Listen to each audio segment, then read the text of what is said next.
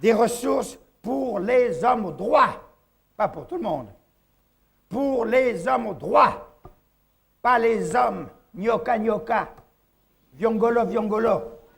Pas pour le corrompu, pas pour l'occultiste. Pas pour celui superment intelligent avec 1000 diplômes, mais moralement sale, moralement sale. Bien-aimés, c'est l'heure du choix.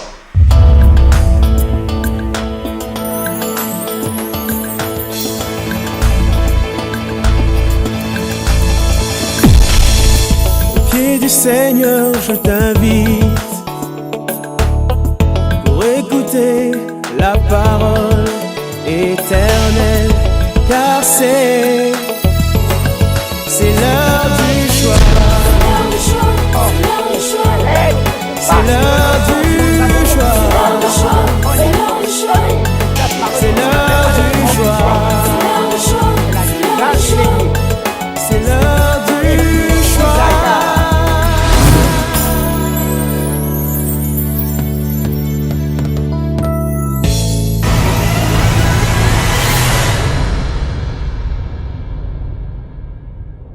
Reçois tout l'honneur. L'honneur t'est dû. La gloire est à toi. Et nous ne pouvons que te les rendre. Nous ne pouvons que te les donner. Nous ne pouvons que les donner au roi des siècles, à l'Éternel notre Dieu, au roi immortel, maître des esprits de toute chair, à celui qui vit éternellement. Soit honneur, puissance, majesté, sagesse et gloire au siècle des siècles. Au siècle des siècles. Ô Dieu seul sage, au maître de nos vies, sois l'honneur ce matin. Merci Seigneur. Dans ta présence, parle-nous. Dans ta présence, continue à nous arroser de ta bonté. Fais-nous du bien, Seigneur. Parle, Seigneur. Ton serviteur écoute. Au nom de Jésus, nous prions et nous disons Amen. Amen. Alléluia. La joie du Seigneur, c'est notre force. Alléluia. Est-ce que quelqu'un est dans la joie ce matin? Gloire à Dieu. Que Dieu soit loué et que son nom soit béni. Nous vous saluons, vous qui nous suivez sur les médias et par les moyens de l'Internet, partout où vous vous trouvez. Que la paix du Seigneur soit chez vous, comme elle est en ces lieux, en ces moments. Nous allons proclamer ensemble notre parole de l'année 3 Jean 2. On y va ensemble à haute voix. Bien-aimé, je souhaite que tu prospères à tous égards et sois en bonne santé, comme prospère l'état de ton âme. Amen. Nous prenons aussi Jérémie chapitre 29. Jérémie 29. Nous lirons à partir du verset 10 jusqu'au verset 13e. Je lis pour nous tous. Mais voici ce que dit l'Éternel. Dès que 70 ans seront écoulés pour Babylone, je me souviendrai de vous et j'accomplirai à votre égard ma bonne parole en vous ramenant dans ces lieux. Car je connais les projets que j'ai formés sur vous, dit l'Éternel. Projets de paix et non de malheur, afin de vous donner un avenir et de l'espérance. Vous m'invoquerez et vous partirez. Vous me prierez et je vous exaucerai. Vous me chercherez et vous me trouverez, si vous me cherchez de tout votre cœur. Amen. Bon appétit. Béni soit Dieu qui ne cesse de nous envoyer sa bonne parole, comme il l'appelle lui-même, sa bonne parole. Et qui ne cesse de nous parler jour après jour. Comme il est dit dans Jérémie, depuis le matin, j'ai envoyé ma parole et je vous ai parlé. Bien-aimés, notre responsabilité est grande. Plus nous accumulons la connaissance, plus nous sommes responsables de la mise en pratique de la parole de Dieu. Amen. Nous sommes encore dans notre pensée attachés à je souhaite. Dimanche passé, nous disions que cette pensée je souhaite nous révèle le cœur de Dieu. Nous voulons partager des choses qui touchent au souhait de Dieu, au désir du cœur de Dieu. Qu'est-ce que Dieu veut pour nous? Qu'est-ce qu'il veut? Qu'est-ce qu'il souhaite? Qu'est-ce qu'il fait? Et nous partageons cela. Donc nous sommes en train d'avancer. Nous avançons lentement mais sûrement dans la profondeur de notre thème de l'année. Je vais prendre pour sujet ce matin les projets du Père. Les projets du Père. Le texte de Jérémie nous montre qu'en ces temps-là, Israël, ou particulièrement le royaume de Juda, était emmené en captivité et le peuple était en captivité. Jérémie était resté avec les plus pauvres des pauvres dans Jérusalem. Mais là, à Jérusalem, le Seigneur envoie sa parole, sa bonne parole, dans le cœur de son serviteur. Et Jérémie la met par écrit et il envoie avec ses frères vers le peuple qui est à Babylone. Dieu donne ce message et il veut que le peuple le reçoive, l'entende. Dieu dit, entre autres, nous aurons à lire cette portion peut-être plus tard, mais je résume ici. Il dit, bâtissez des maisons et habitez-les, plantez des vignes et mangez-en des fruits, mariez-vous, faites marier vos fils et vos filles, multipliez. Ne diminuez pas dans la ville où vous êtes captifs. Multipliez. Multipliez-vous. Dieu dit aussi cette parole que nous connaissons, qui est une bonne parole.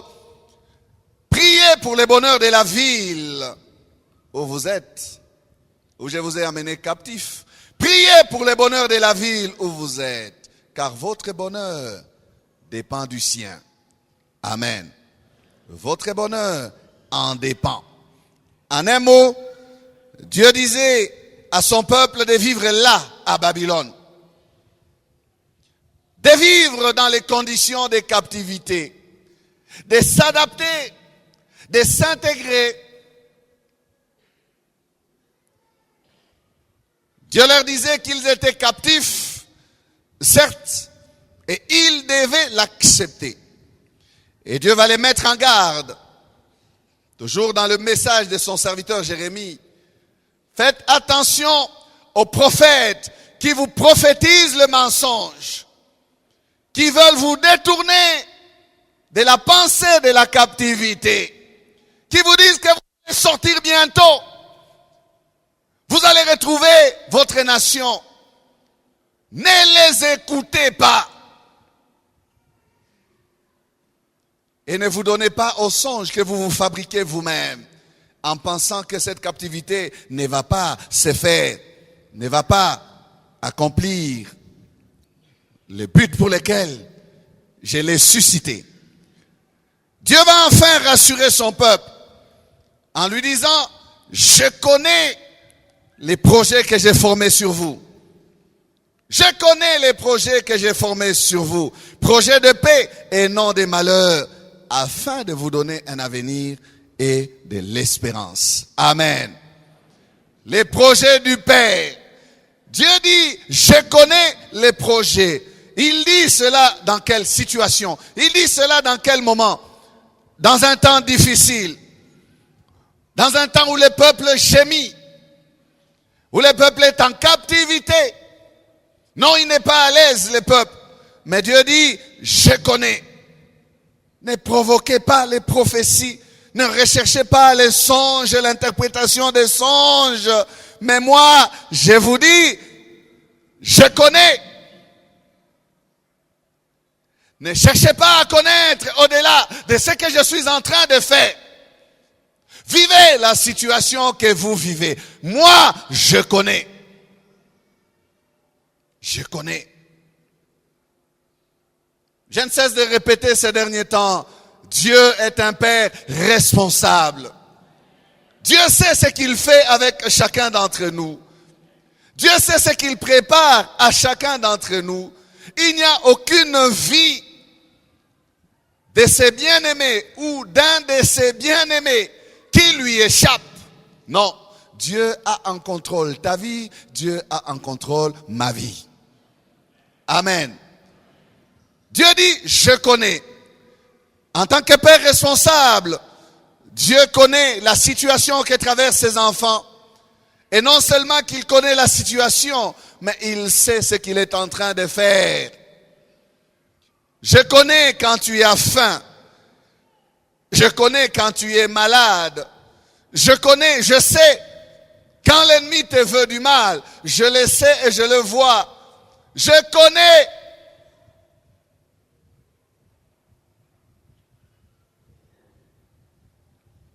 Vous savez, certaines fois, frères et sœurs, nous avons l'impression que Dieu ne connaît pas. Nous avons l'impression que nous sommes environnés de ténèbres. Et l'avenir est sombre. Il n'y a pas d'issue. Il n'y a pas d'espérance. Il n'y a rien qui peut changer. Parce que tout est flou.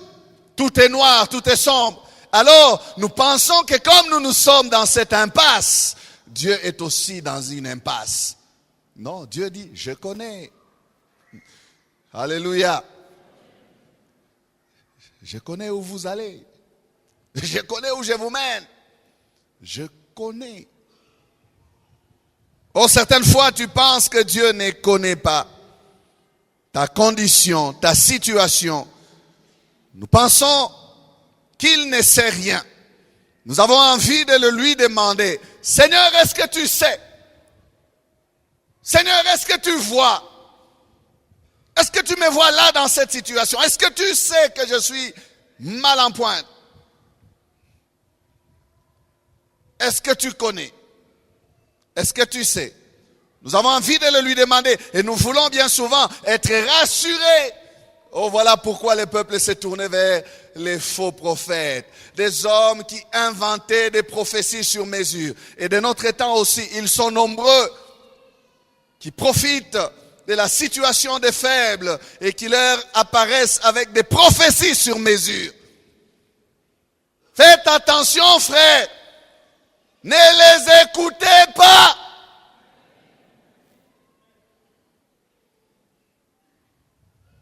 Dieu dit n'écoutez pas. Ne cherchez pas à savoir le pourquoi. Combien de personnes courent après le pourquoi de leur situation? Depuis qu'ils ont commencé à chercher le pourquoi, ils sont toujours dans une recherche continuelle. Ils veulent voir les serviteurs de Dieu pour qu'ils lui expliquent ou qu'ils leur expliquent pourquoi ceci. Eh bien, frère, si tu veux cela, je te dis, ne recherche pas cela. Attends.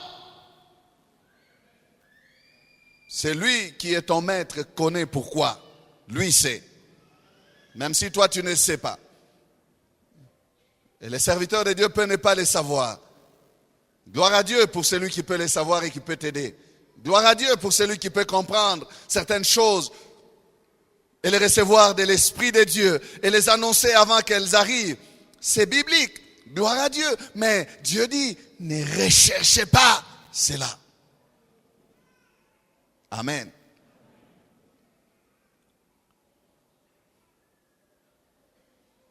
Le premier mot de ce verset 11, c'est tout un enseignement. Dieu dit, je connais les projets que j'ai formés sur vous. La difficulté que nous avons, nous les bien-aimés, nous les enfants de Dieu, est celle de regarder à notre condition présente. celle de regarder à la situation. En pleine captivité, le peuple cherchait à tout prix la sortie. Comment faire?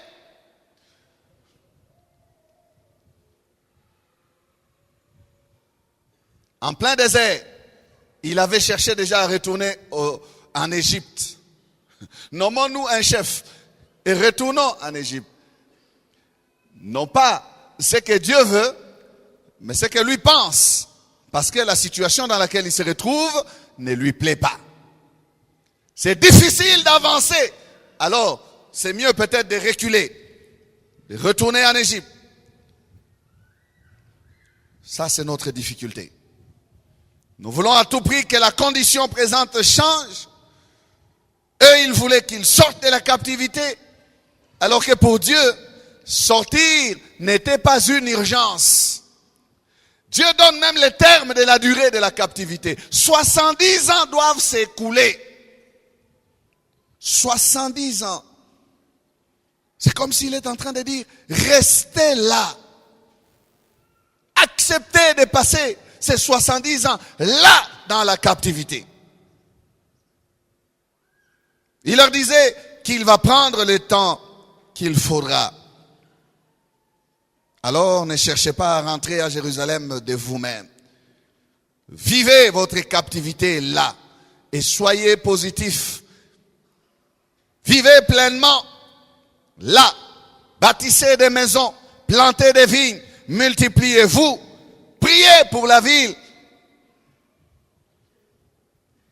S'il y a une condition à changer, elle changera là-dedans. Pour vous. En fait, Dieu dit à son peuple, ne perdez pas le temps à attendre le retour au pays. Mais vivez bien là où vous êtes. Il a dit, je connais les projets. Il parle de ce qu'il prépare pour son peuple.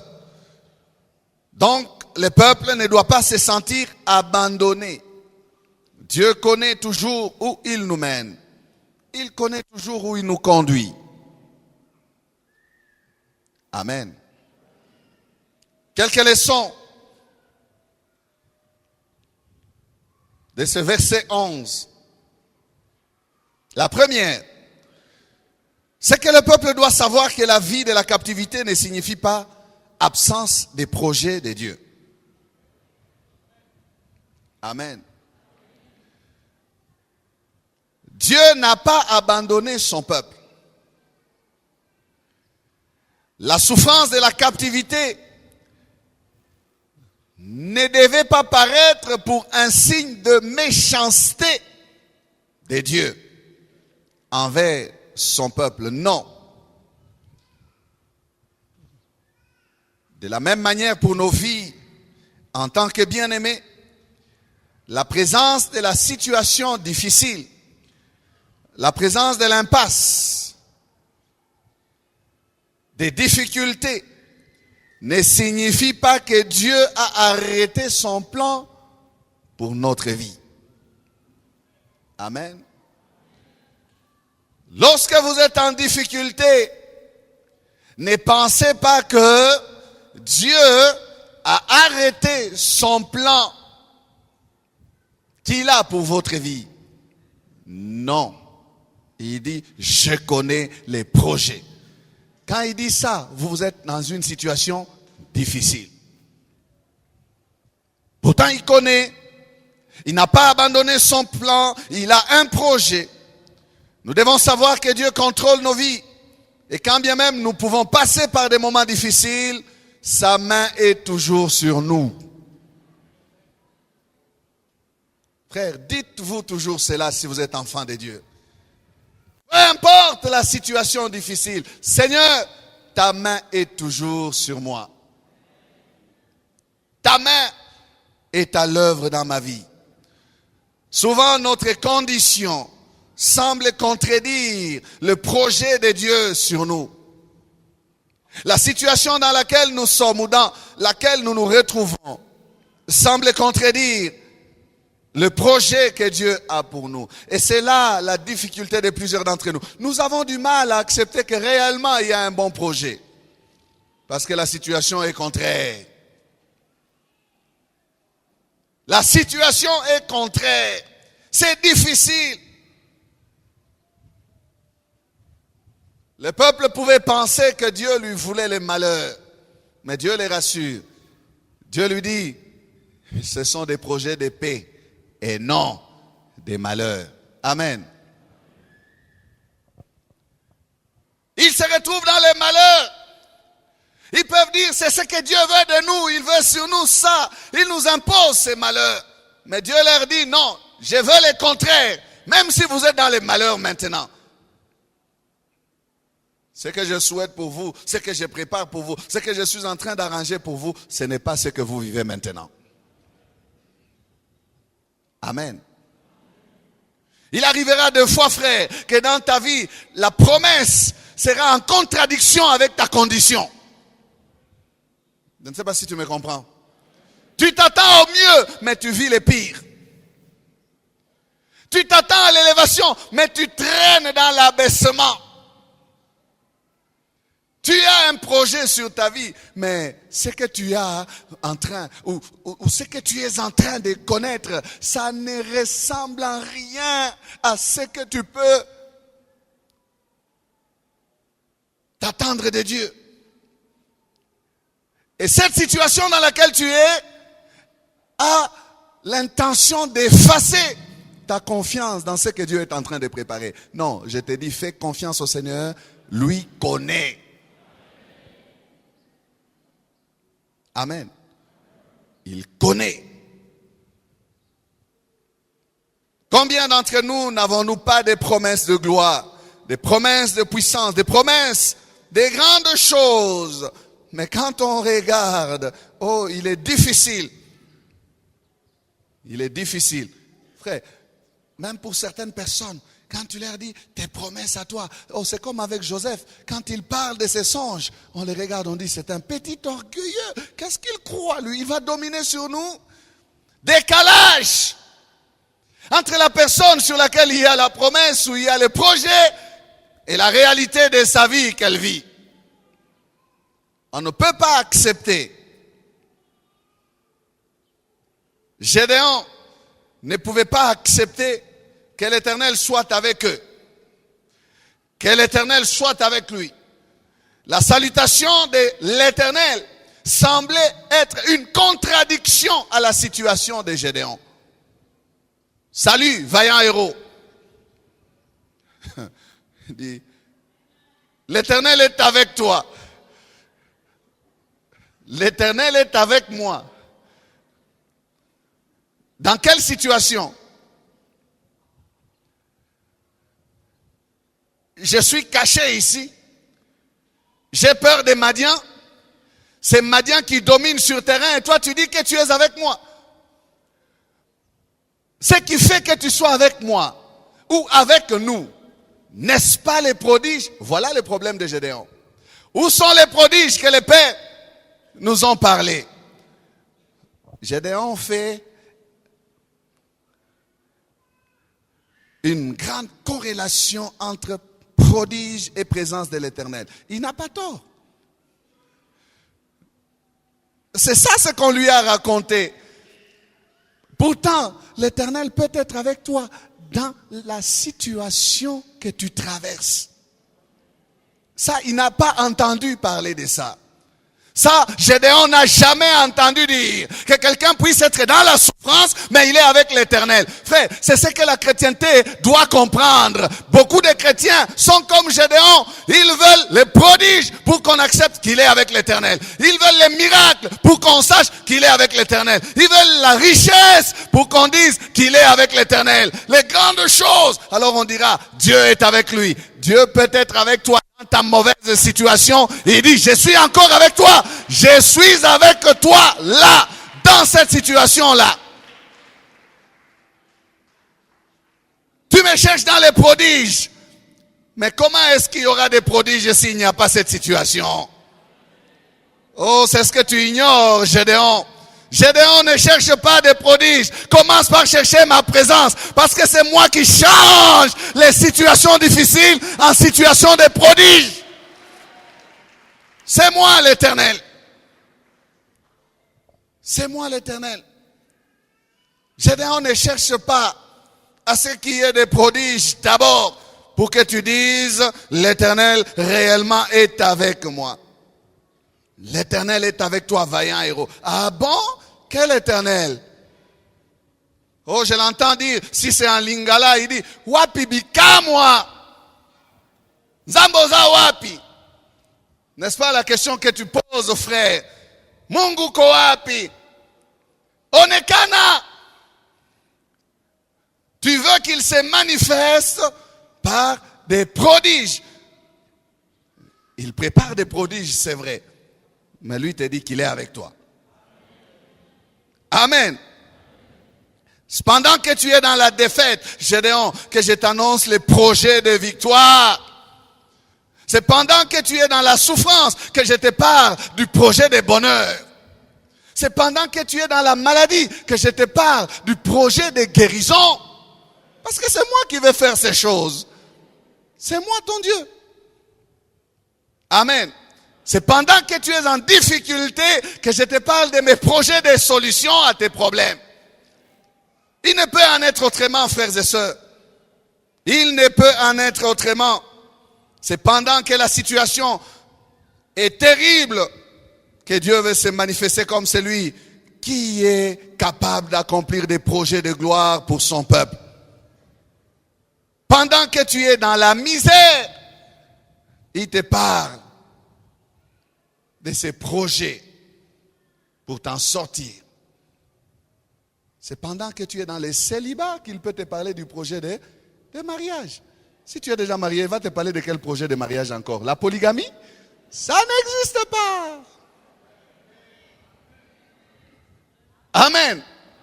Ça n'existe pas pour lui. Aujourd'hui, les débats recommencent encore.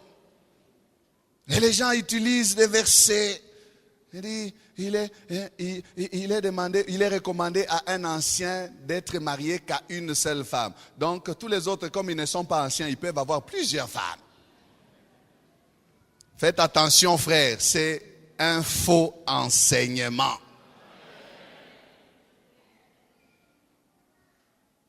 Amen. C'est pendant que tu es en crise que je te parle du projet d'abondance. Pendant que tu manques, que je te montre mon projet pour toi, pour que tu sois dans l'abondance. Pourquoi tu as tendance à contredire le projet? Tout simplement à cause de ta situation.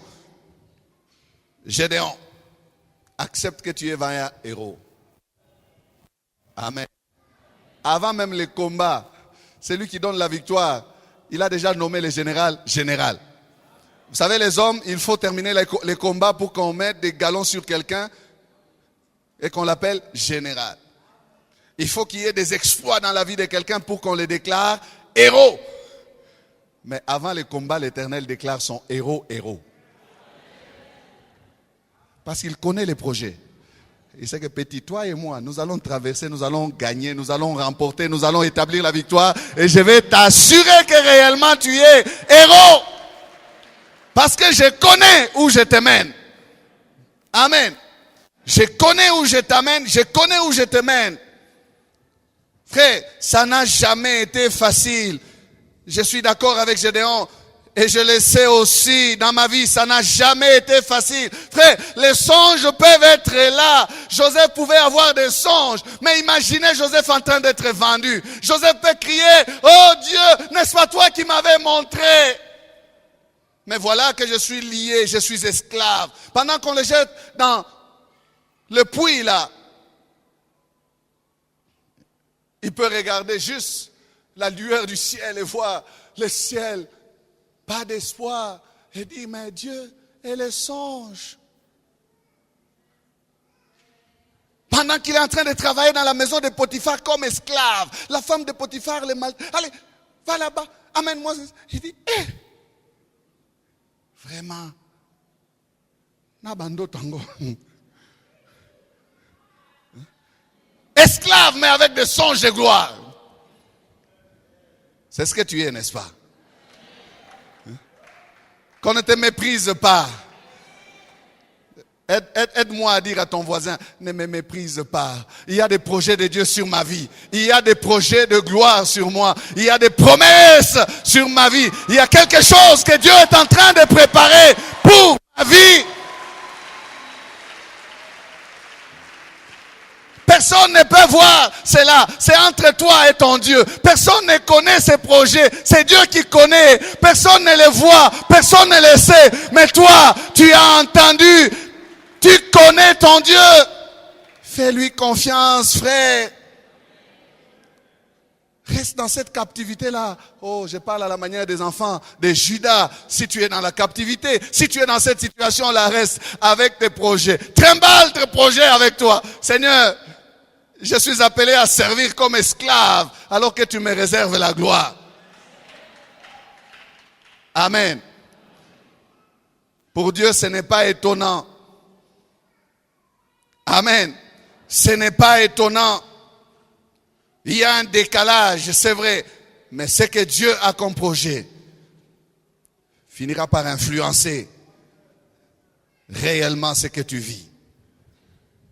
La deuxième leçon, c'est que la situation peut dépendre de nos erreurs. Mais les projets dépendent de Dieu. Ah, tu n'as pas entendu.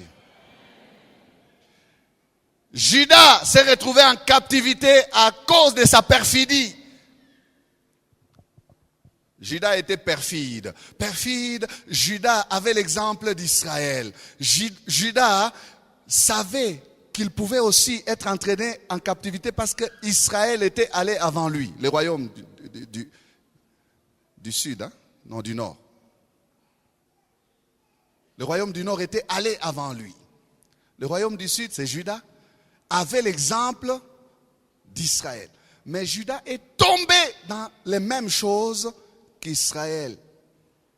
C'était de sa faute. Judas pouvait échapper à la captivité.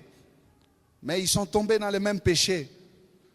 Et pour Judas, c'était encore grave, parce qu'il avait l'exemple d'Israël qui était le royaume du Nord. Amen. La captivité peut être issue de notre erreur, de nos erreurs. La situation dans laquelle tu es peut être la conséquence de ta mauvaise conduite, la conséquence de ta désobéissance, la conséquence de ton infidélité, de ma désobéissance, de mes fautes. Mais les projets, eux, ce sont les projets du Père. Dans cette captivité-là, ce n'est pas le peuple qui dit, Dieu, tu as des projets. Non, Dieu dit, je connais les projets que j'ai formés sur vous. Amen. Les projets sont les projets du Père. Les projets dépendent du cœur de Dieu. Et Dieu est notre Père. Ésaïe 54, verset 8, il a dit, dans un instant de colère, je t'avais un moment dérobé ma face. Mais avec un amour éternel, j'aurai compassion de toi, dit ton Rédempteur, l'Éternel. Amen. Mais avec un amour éternel, j'aurai compassion de toi, dit ton Rédempteur, l'Éternel.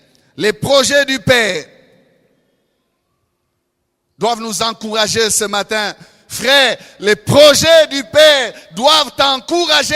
Sœur, les projets du Père doivent t'encourager. Il y a la misère, c'est vrai, mais il y a aussi les projets du Père. Il y a ma situation, c'est vrai, mais il y a les projets du Père. Ce que je vis, ce n'est pas tout. Ce que je rencontre comme situation, ce n'est pas la fin.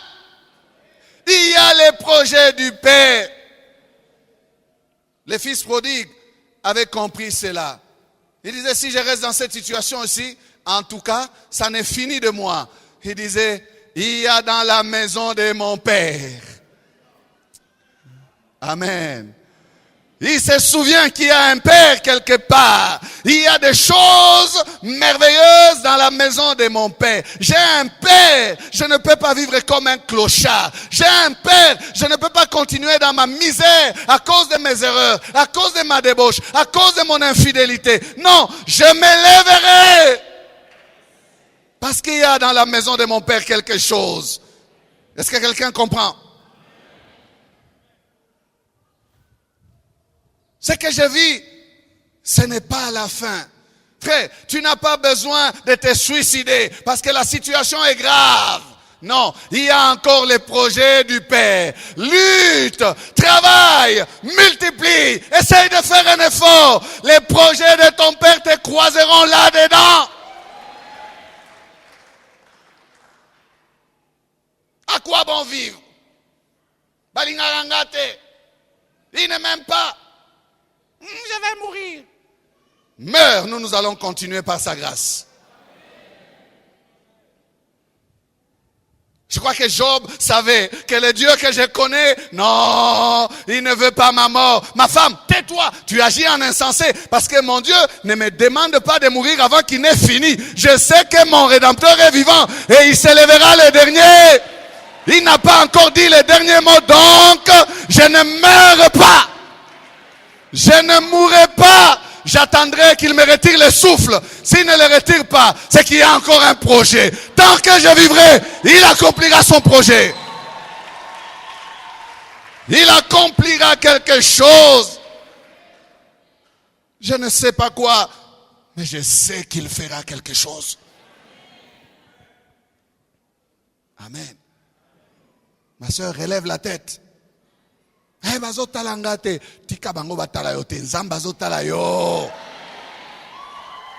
Relève ta tête. Il te dit, je connais les projets. Les projets dépendent du Père. Ça ne dépend pas de toi. Tu ne peux pas forcer la main de ton Père. C'est ton Père. Tu ne peux pas lui arracher. Écoutez, j'ai entendu quelque chose d'intéressant.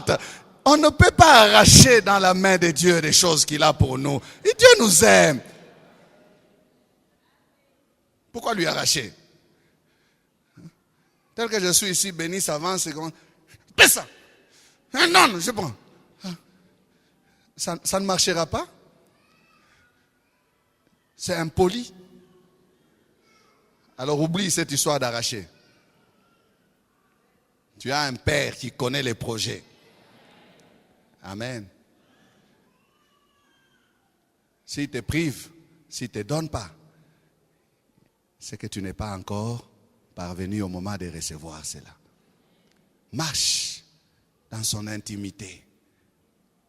Grandis dans la maturité. Sors de l'esclavage. Tant que l'héritier est enfant, il n'accède pas à l'héritage. Tant que le fils n'est qu'un enfant, il ne peut pas gérer l'héritage. Pour certaines personnes, c'est une question de maturité, de sagesse. Et Dieu fait quoi? Un travail de préparation. Alors, ne lui arrache pas. Amen. Laisse-les te préparer. Et c'est comme ça que nous faisons dans nos maisons. C'est comme ça que nos parents ont fait aussi. Plus tu es en train de grandir, plus on ajoute à tes responsabilités certaines choses. C'est graduellement. C'est progressivement. Amen. C'est pas que tu as tout d'un coup. Non. La captivité est compliquée. C'est dur. Mais il n'y a pas que la captivité. C'est difficile la souffrance. Mais dis-toi qu'il n'y a pas que la souffrance. C'est difficile cette situation. Mais il n'y a pas que cette situation-là. Il y a aussi les projets du Père. Et nous pouvons confesser ce que nous chantons dans ces cantiques. Mon papa est fidèle, il ne m'abandonne jamais.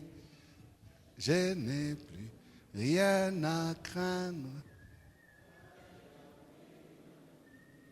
Alléluia. Il y a aussi la fidélité du Père. Nous avons un Père fidèle. Amen. Cette parole doit nous pousser encore à nous confier en notre Père. En captivité, c'est difficile. Je disais, c'est normal. Mais il faut nous inspirer de ces choses et changer notre attitude.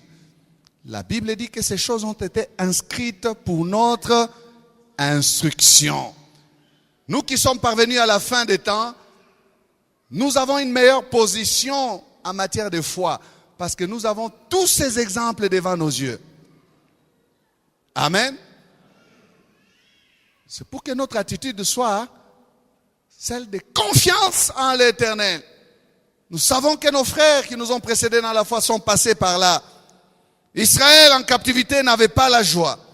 Psaume 137, versets 1 à 5. Sur les bords des fleuves de Babylone, nous étions assis et nous pleurions. Et en nous souvenant de Sion, c'est là tous les problèmes. Vous ne pouvez pas se détacher de Sion. Au sol de la contrée, nous avions suspendu nos harpes.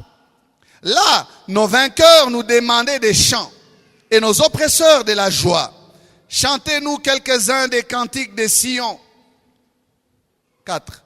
Comment chanterions-nous les cantiques de l'Éternel sur une terre étrangère? Si je t'oublie, Jérusalem, que ma droite m'oublie. Donc, cette parole nous montre que ce n'était pas facile. Le peuple était dans la tristesse.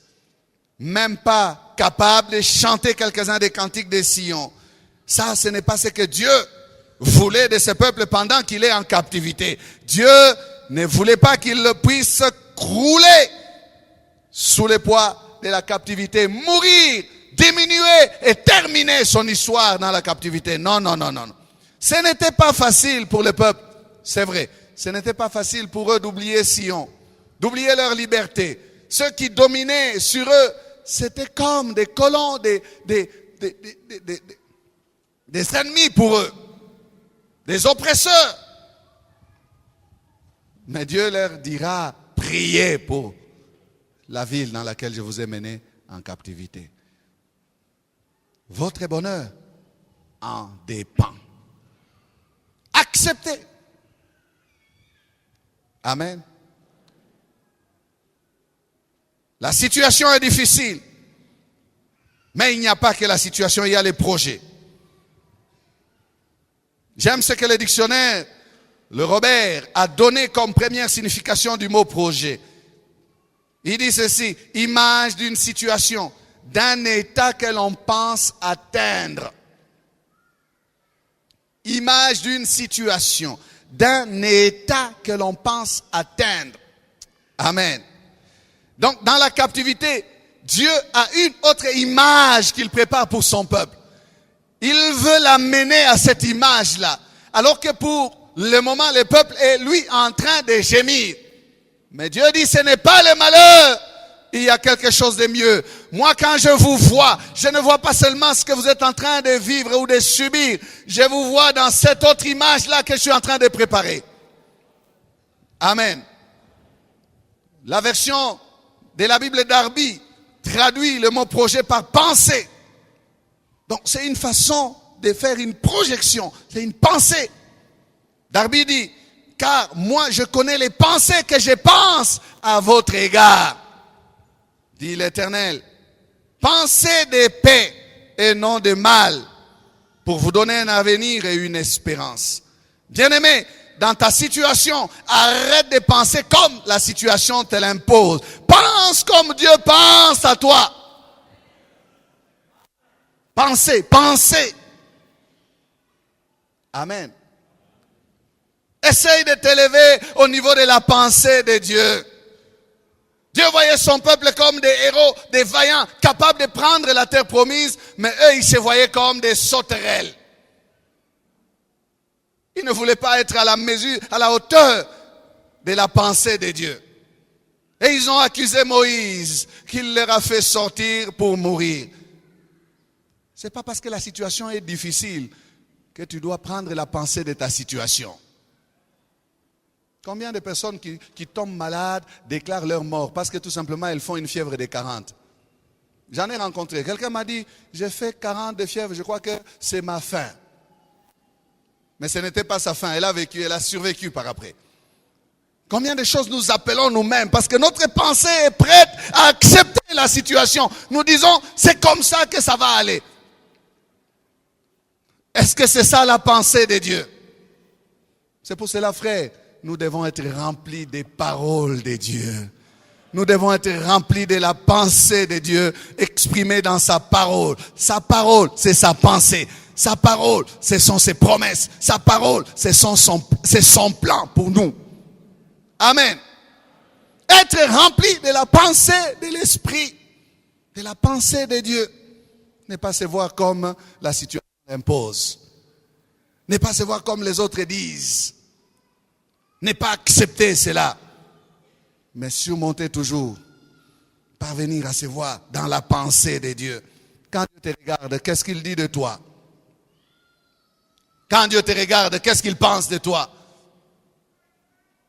Okufa Lobi. C'est ça? Tu mourras demain? Ah, mais répondez-moi. Je vous pose une question. Quand Dieu te regarde, il dit, tu mourras demain? Non. Amen.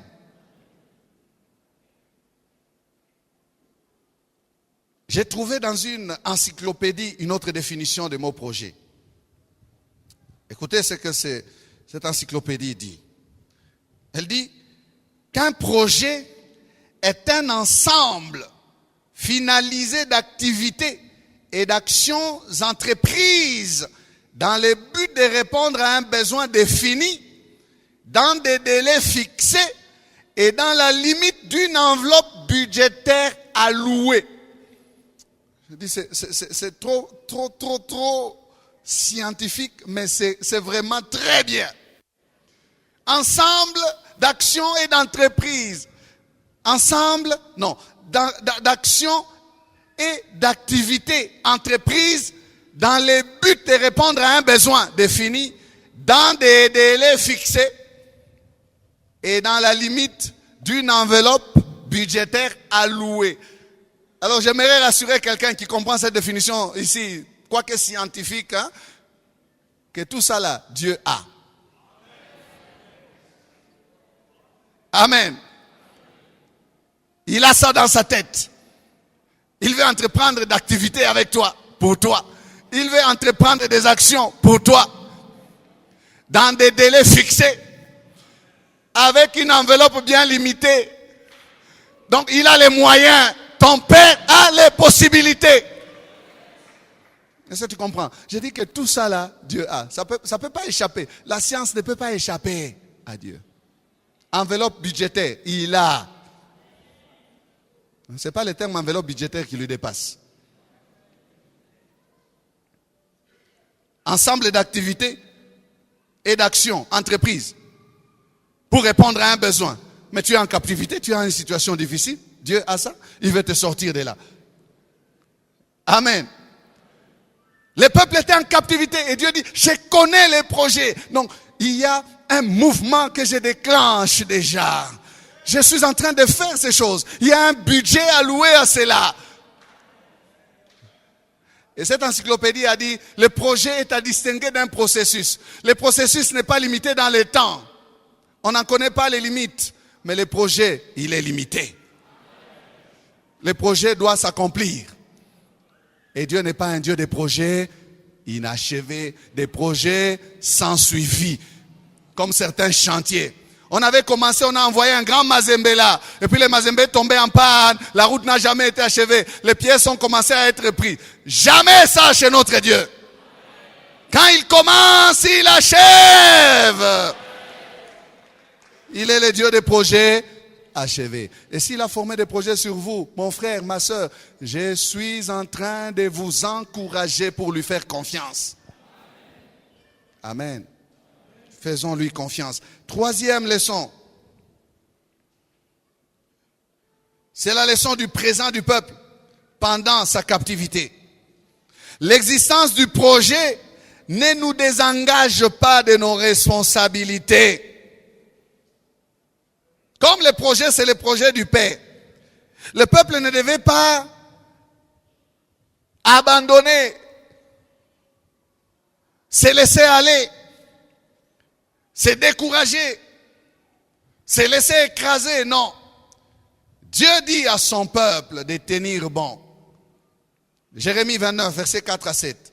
Ainsi parle l'Éternel des armées, les dieux d'Israël, à tous les captifs que j'ai amenés de Jérusalem à Babylone. Bâtissez des maisons et habitez-les. Plantez des vignes et mangez-en des fruits.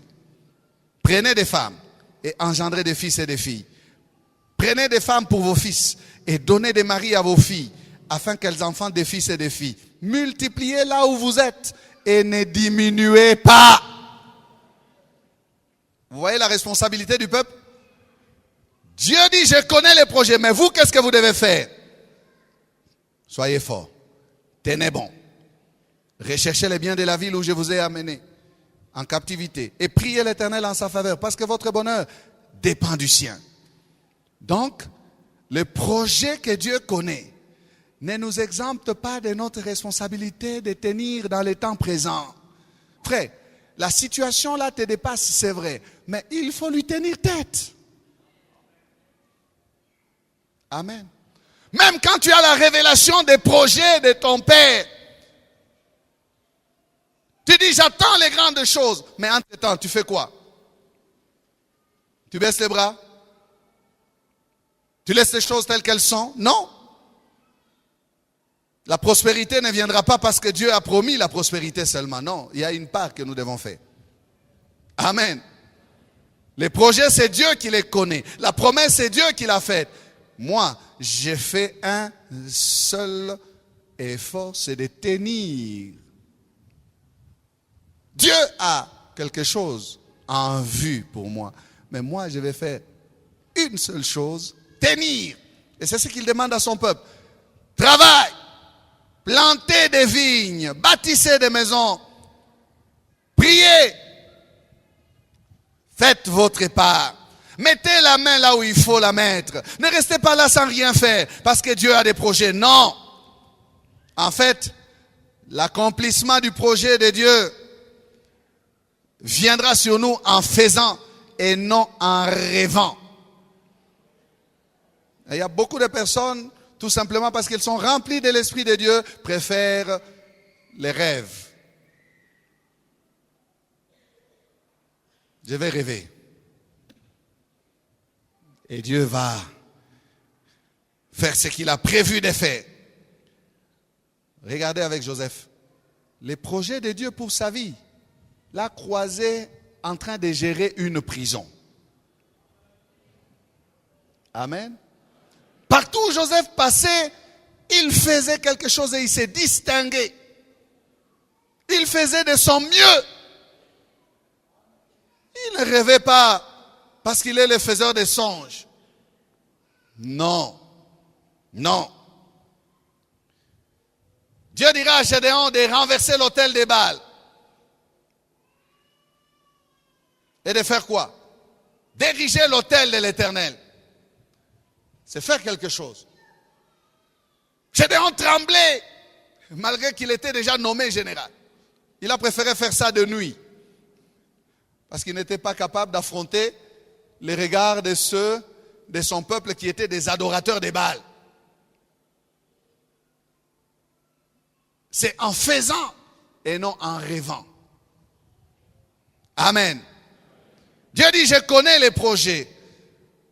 Mais Dieu a besoin d'un peuple fort, en bonne santé, pour réaliser ses projets. Même quand le peuple était en Égypte, Dieu était en train d'intervenir pour que le peuple se multiplie. Plus leurs adversaires les haïssaient, plus le peuple devenait puissant, nombreux. Ça, c'est la pensée de Dieu. Multipliez! Ne diminuez pas. Ne laissez pas la situation vous écraser, non. Préparez-vous. Plus il y a le projet, plus il faut être fort. Amen.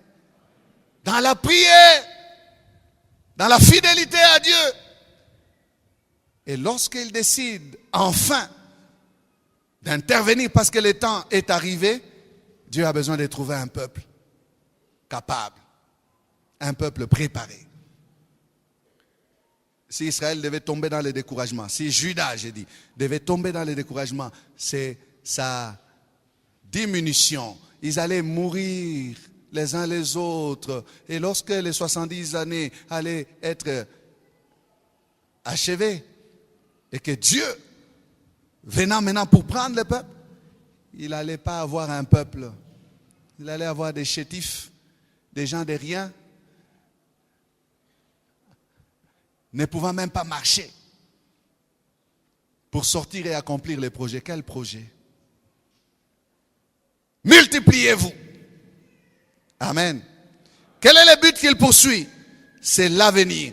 Dieu ne voyait pas que leur présent. Dieu leur préparait le futur, l'avenir. Il dira, afin de vous donner un avenir et de l'espérance. Voilà là où il conduisait son peuple. Il devait les ramener dans son pays, mais un peuple fort. Amen. Frère, fais ta part. Fais ta part. Ma soeur, fais ta part. Les projets de Dieu vont te croiser en remplissant ta part. Baissons la tête.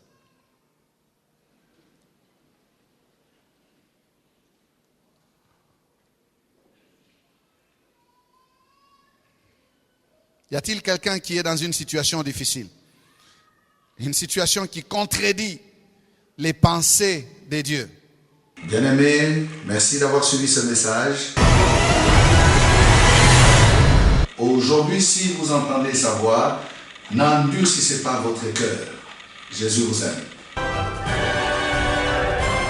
Nos prédications sont en continu sur notre site web qui est www.labornelouchi.net. Vous pouvez aussi nous écrire aux adresses électroniques suivantes: lepasteur@labornelouchi.net, guillamani@gmail.com. Pour toutes vos requêtes, écrivez-nous à l'adresse électronique suivante: requêtes@labornelouchi.net. Et si vous désirez nous contacter, appelez-nous au numéro suivant: 099 99 56 891.